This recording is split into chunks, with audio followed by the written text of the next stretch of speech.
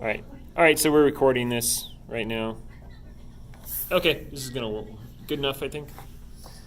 All right, so what we've got an airplane going at a bearing of 330 degrees. We've got wind northeast of 45 degrees. By the way, come in Monday between 9. Come in Monday between 9 and 1, and there's free food and coffee. Yeah, deal. What's the 575? So the airplane is flying 500 miles an hour at a bearing of 330. And what's the 75? The wind is 75 miles an hour at north 45 degrees. It says 70 miles. Oh. Should be 70, yeah. 70. That should be 70. Right. Okay. So 70 miles an hour. Are we gonna have time to review? Don't touch my neck. Yeah, we'll probably do some review tomorrow. If you have any questions, let me know. We can bring them up. I wanted a question about number 8, and that's it. Which one? Number 8. We can finish For the this. quiz? Oh, I have a question on number 8 Okay, too. yeah, We let's just do that. finished Let me this finish one. this one first. Okay, so I wrote out the vectors. Remember, vectors can be expressed as the magnitude of the vector times the vector cosine theta comma sine theta. And so here I have the magnitude of the airplane vector, 500 times cosine of the angle comma sine of the angle. And then the wind is a vector of 70 times cosine of 45 sine of 45, right? And so again, the bearing is 330.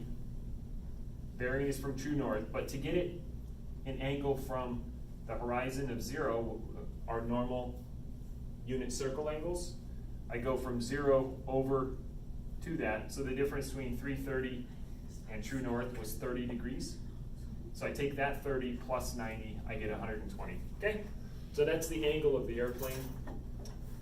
And now to get my new vector, I take the vector of the airplane plus the vector of the wind, and that's going to be 500 cosine 120 plus 70 cosine 45, comma 500 sine of 120 plus 70 sine of 45, which equals 500 times the cosine of 120, which is negative 1/2, so that's negative 250, plus 70 times root 2 over 2 is 35 radical 2, comma 500 times, this is radical 3 over 2, right? So that's going to be 250 radical 3. Oh, okay. A negative. Oh wait, what is no, it's sine, sorry. Positive. Yep, so that's 250 radical 3 plus 70, 35 radical 2. Okay?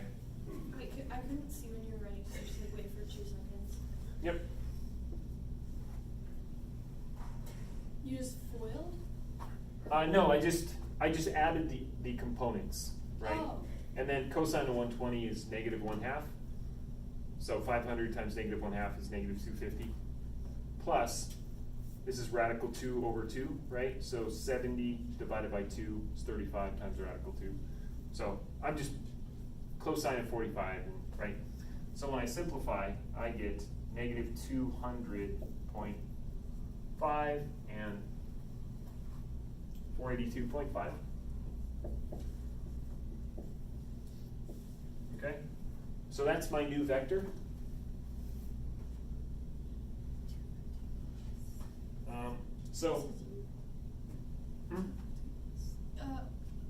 Is that 35 or 2?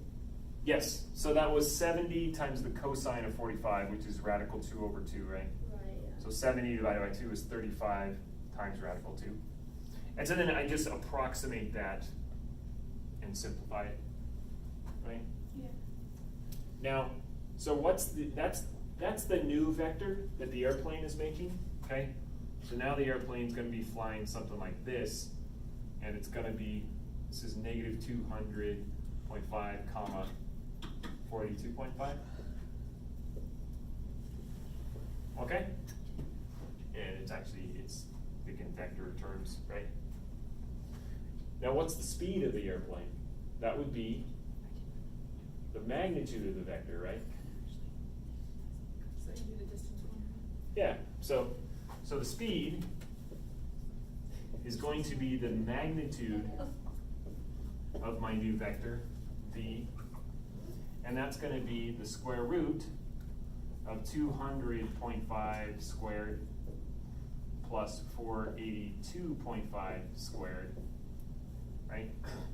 And that is gonna be 522.5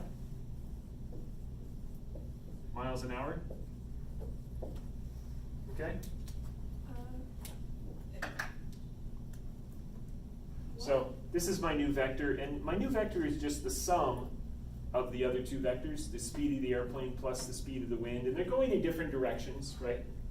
And so I get a new vector, which this tells me where the airplane is headed towards. If I think of this as a grid, right, it was going to 500 cosine 120 comma sine 120, which I could plug that number in and figure out where it was, right, at this point. Now, because the wind pushed it both this direction and a little bit in this direction, now it's going this direction, which puts it at the new vector. And what is, so I want two things. I want to find out what's this angle from the new vector. How do I find that? Well, if this is a point, I'm looking, what is this angle here, right? How do I do that? I have a y and an x, so I use the arc tangent, right? So if I think of this as a triangle here, I'm trying to find theta here. This point is negative 200.5 comma 482.5. And so tangent of this angle is equal to the vertical, which is 482.5, divided by this leg, right? The adjacent, which is negative 200.5.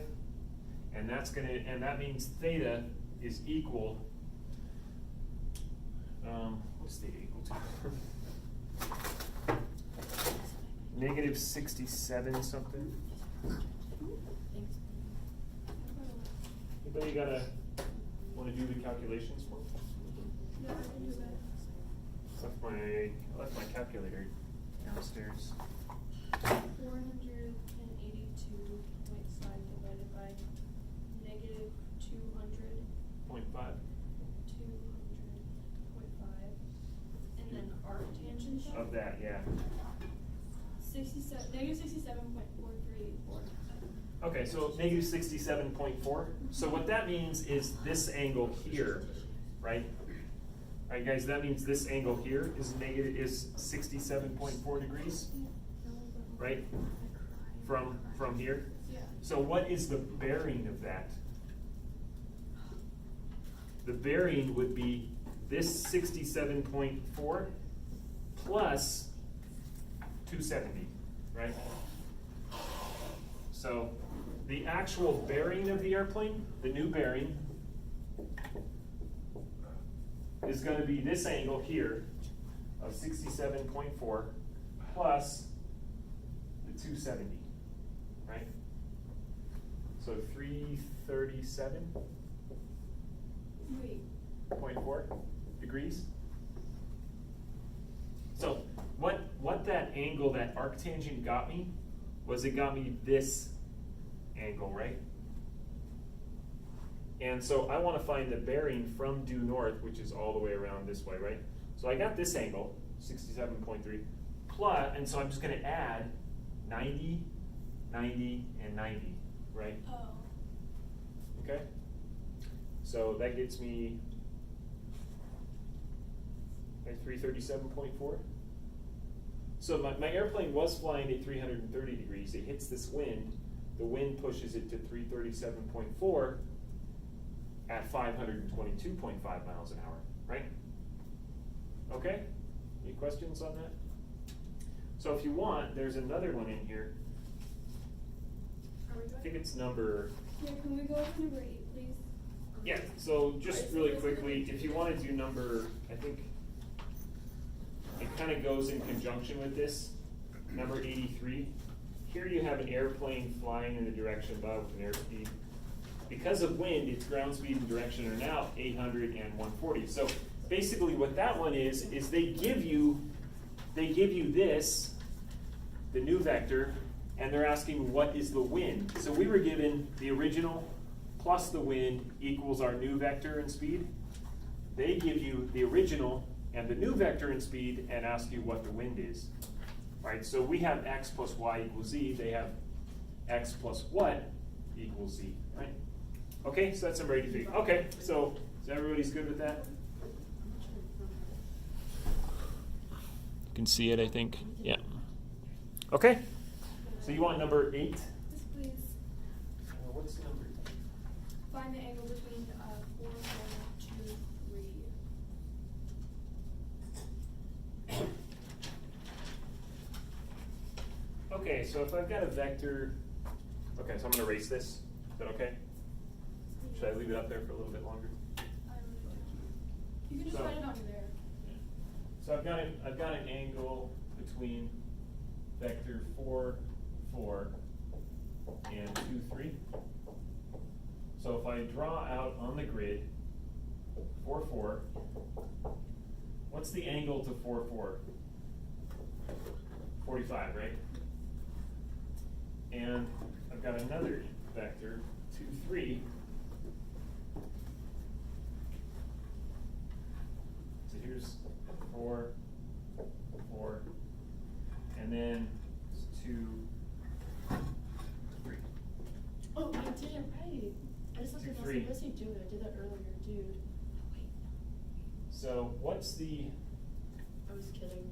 theta? Call this theta, right? So theta is the arctangent of 2, 3, right? Of the vertical over the horizontal. So Can I write arctangent this? of Can I 3 write over this 2. down? Huh? Can I write this down? Yep. Okay. And then you just got to find the difference between those two. Let's stay on this one. So there you go. Right?